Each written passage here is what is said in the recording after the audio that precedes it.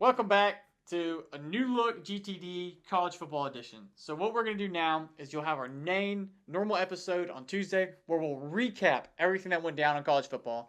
And then later in the week, Thursday, Friday, we'll upload our preview for this next weekend. And we can do this two ways. We'll let y'all decide. We can either kind of do it game by game. If we have 4 or 5 games you want to pick, we can upload each game. So if you don't care about Illinois Nebraska, which is this weekend, which many you may not, How dare you not care about Illinois, Nebraska, you can by the skip way. that one, and we'll have 4 different videos, or we can just upload one video and see how it goes. But let's get right into it. We're going to start with Illinois at Nebraska, which is a ranked matchup. Yes. What? Say that to a guy 6 years ago and see what they say. They'll probably smack you and say you're an alien. But yeah, Illinois Nebraska is a ranked matchup.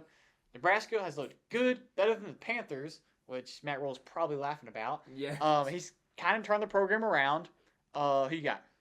I have Nebraska. Give me the fighting off-brand Patrick Mahomes. I saw someone calling Patrick Mahotels. That was very funny. Patrick Apartments. The memes are everywhere. But Dylan Raiola has looked very good so far this year. And Isaiah Nayer is also great on the outside for this Nebraska team. Dante Dowdle, solid running back as well. And Illinois, Luke Altmaier doesn't inspire confidence in me whatsoever. The Nebraska defense has been at least solid this year, and this is at Nebraska. At this point, one of the most underrated home environments in college football, because I think people have forgotten how crazy Nebraska gets.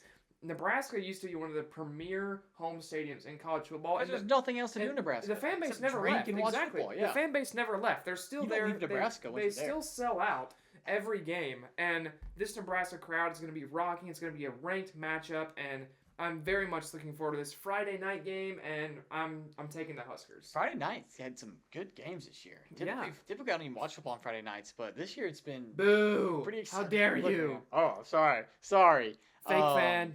Whatever. I got baseball and other things to watch right now. Now, when that ends, we'll see. Yeah, where because I'm who at. doesn't want to watch the Cubs lose by 10 runs on a Friday night? We're talking about college football. Let's stick to college football. Nebraska, 8.5 point favorite. I think they win. I think they cover the spread. I think they win by more than 8.5. I don't trust Illinois. I know they played Kansas, but Kansas looks terrible. Exactly. They lost to UNLV. so I don't trust them at all. Nebraska, they haven't really played anybody either. I mean, they played Colorado. If you want to argue that, it's Colorado. You can argue Colorado's better than Kansas, maybe. I think they're about the same. Exactly. I'd say Kansas is better. But Nebraska had a better hold on that game than Illinois did on the Kansas game. So I like what I've seen from Raiola. I think Altmaier has his first interceptions, first bad game this week, and I think that's kind of what wins the game. It's a turnover battle here, and I think they come from interceptions and takeaways. So I think Nebraska wins by probably 10. Yeah, I'd be on board with that. I'm completely in agreement, and we both picked Nebraska. Next up is the USC Trojans versus the Michigan Wolverines at 3:30 Eastern, 2:30 Central. And this is in the Big House in Ann Arbor. Keegan, who you got, and why is it USC? I have USC. I've been pretty high on USC since before the season started. Miller Moss, incredible guy, incredible talent. Keegan knows him personally. Incredible guy. Well, my last name's Miller. Wait, no, it's not his last name. Anyways, ignore that. Look, man. So they're a 5.5 point favorite, which I kind of expected them to be a favorite, but I was kind of like a 2.5 point game is what I assumed would be the norm for a game like this. Well, Vegas watched Davis Warren play football, and Good for Vegas because they would have lost a lot of money if they hadn't. But yeah, Michigan's number 18, USC's number 11. I think USC moves into the top 10 after this week. I don't think Michigan's that good. I just think people are going to start to notice. Oh, USC's got the talent. They've got this stuff. I think Miller Moss. I think he has more. He only has 2 touchdowns on the year, so a lot people are connecting him to the Heisman. Other people are like, he's not close to the Heisman. I think he throws for more than his season total this weekend. I would agree. I think he has at least 2, maybe 3 to 4 touchdowns. I like the running game more. Just because it's just dynamic. You can't plan just like Michigan. You're pretty much planning for the run game. You're just trying to stop the run game. That's not what you're doing with USC. You have to plan for Miller Moss and plan for the edge and have some deep safeties, and then they can kind of. Oh, they're not stuck in the box. We can open this up. We can run. Yeah. Miller Moss can get mobile and run. So they're more dynamic, and I just think USC. Do I think they cover? Yes, absolutely. Oh, I think yeah, they cover yeah. 6.5 all day. Davis Warren only threw 3 incompletions versus Arkansas State. and they were all intercepted. But nothing inspires He's got me. six interceptions on the year, Yeah. only 2 touchdowns. This Michigan offense just looks bad, frankly. Donovan Edwards has not been close to what anyone expected him to be this year. Cover curse, Madden curse. Yeah, the defense is still good, but they're not good enough to consistently stop this USC offense, I don't think. I really like Miller Moss a lot. I like a lot about this USC offense. Lincoln Riley offenses usually are going to be pretty good, and he's finally figured out how to coach a defense this year. So we'll see what USC can do. I like the upside of this team a lot, and I think they go into Ann Arbor and be the second team to knock off Michigan in the Big House this year. I do too, and this, I think, should knock Michigan out of the top 25. I don't know. It's always so. I don't really take a whole stock into the first. I really tell the college. I tell you what, if Michigan's name was Clemson, they would already be out of the top 25. No one hates Clemson more than the AP poll. I don't know why. Right, but I mean, when you have Northern Illinois in the top 25 and put Texas A&M back in the top 25 to make Notre Dame look as good as possible, come on. I don't know what's up. I don't know if what. If you've watched our episode on Tuesday, we kind of dove into conspiracy theories with every sport, and we're not trying to open that book back up right now. But yeah, just trying to make Notre Dame look good and hating on Clemson is a topic for another discussion. But moving on, Utah, OK State.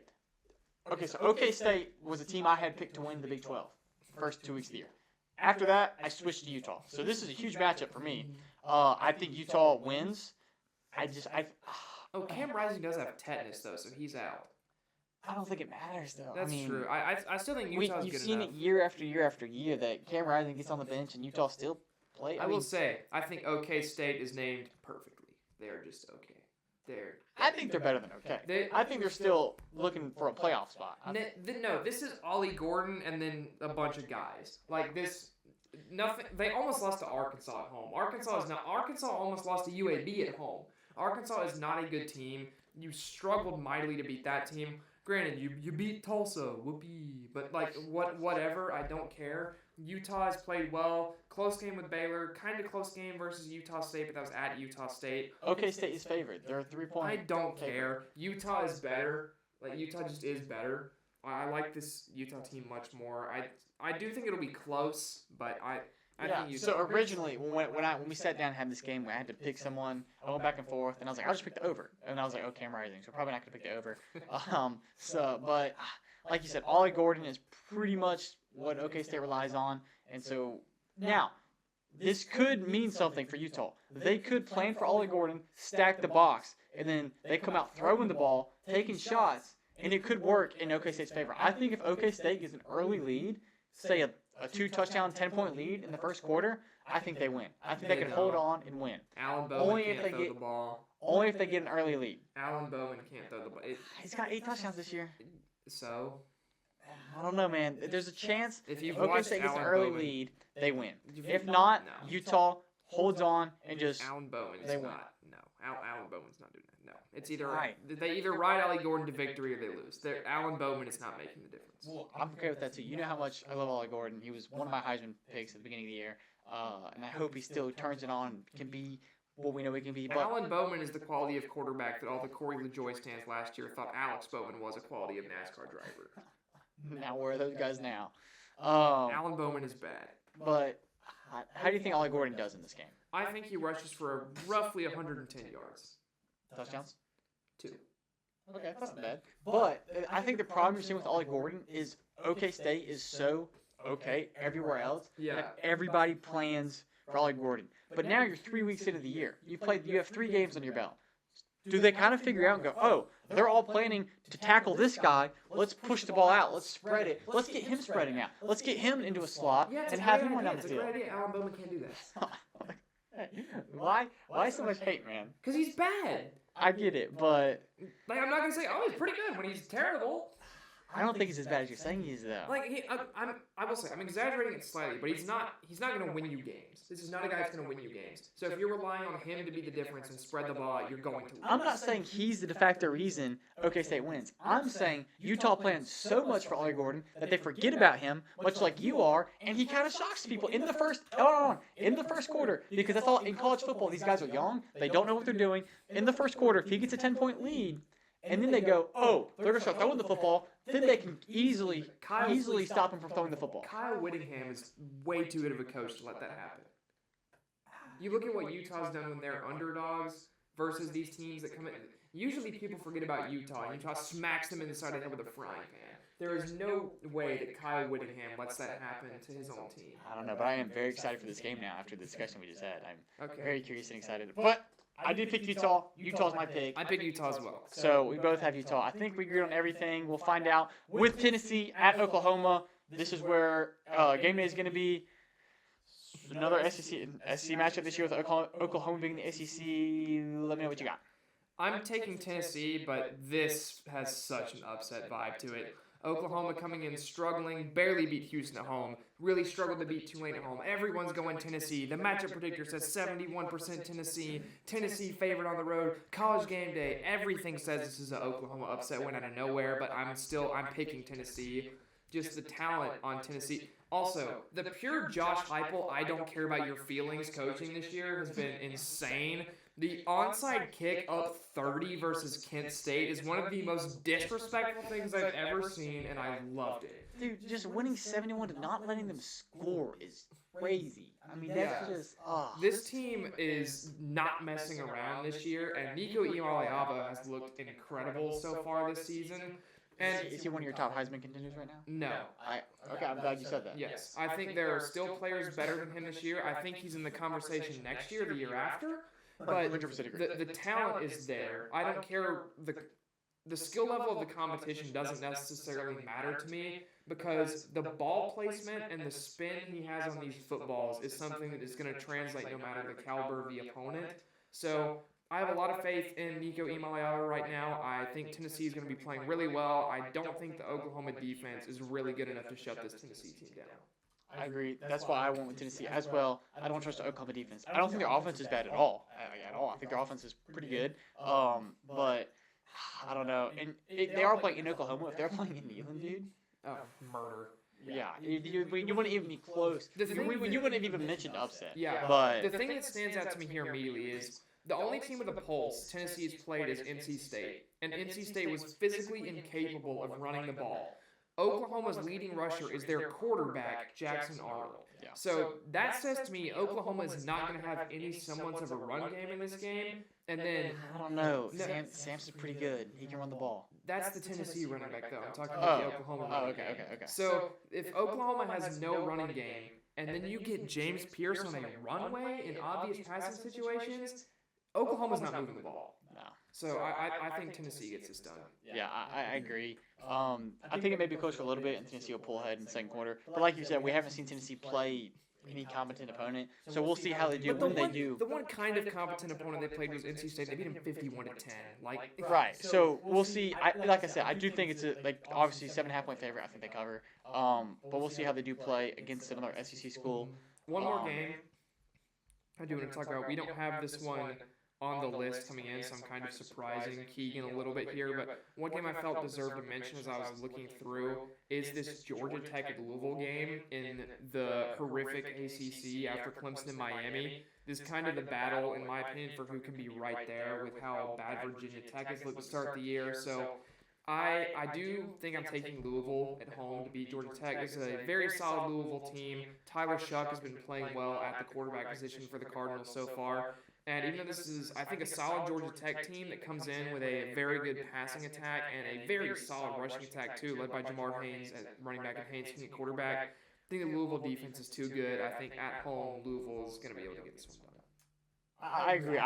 When I was looking at, especially after week one, when I watched Notre Dame play Texas A&M, Louisville was a team I had pinned to upset Notre Dame. Obviously, I don't think it would be upset anymore after their loss to Northern Illinois. But Louisville was a team I had to actually beat Notre Dame earlier in the year. So I agree. I think Louisville.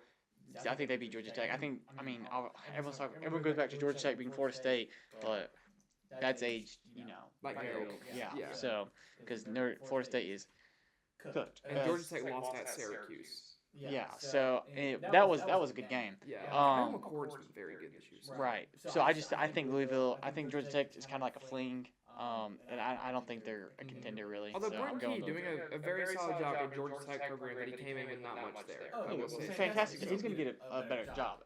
Yes. I don't think they're contenders to win the conference, so I'm going Louisville. But figured the ACC deserved a little bit of a shout out there for one of their games because I think I wasn't saying Clemson, NC State, but I think we're both in agreement Clemson murders them. I don't think they murder them. Why?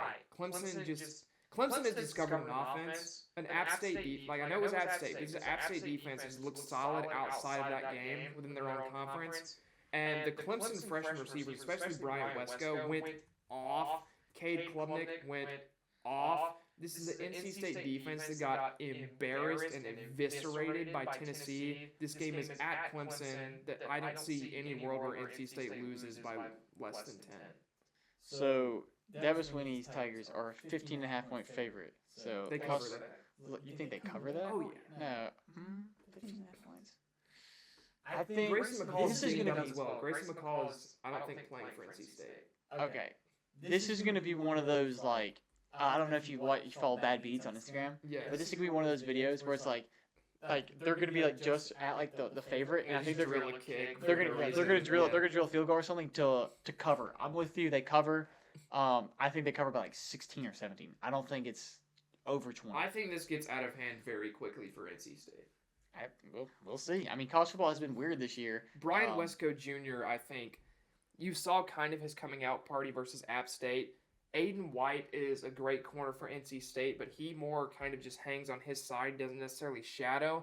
I think because of that, you see a real coming out party for not just Bryant Wesco, but the entire rest of this Clemson receiving core in this game. The freshman receivers for Clemson are just great. TJ Moore as well, I think, is going to have a really good game. And Jake Brenningstool, NC State just doesn't have a guy that can cover him. And then also they got eviscerated on the ground by Tennessee, and Phil Moffa is very good. So I just don't see any way NC State hangs. I don't know. I don't think they're going to hang, but I think they're going to be in there within 20. But that's it. That's all we got. So far on the season, I'm 8-3 with my picks. That's 8 wins to 3 losses. I'm 7-4. Like a 7-4. Made a massive comeback this past week. Yeah, you did, because I took South Carolina, who should have won. We talked about that Tuesday. Go check it out. Let you know if and buts were coconuts. Yeah.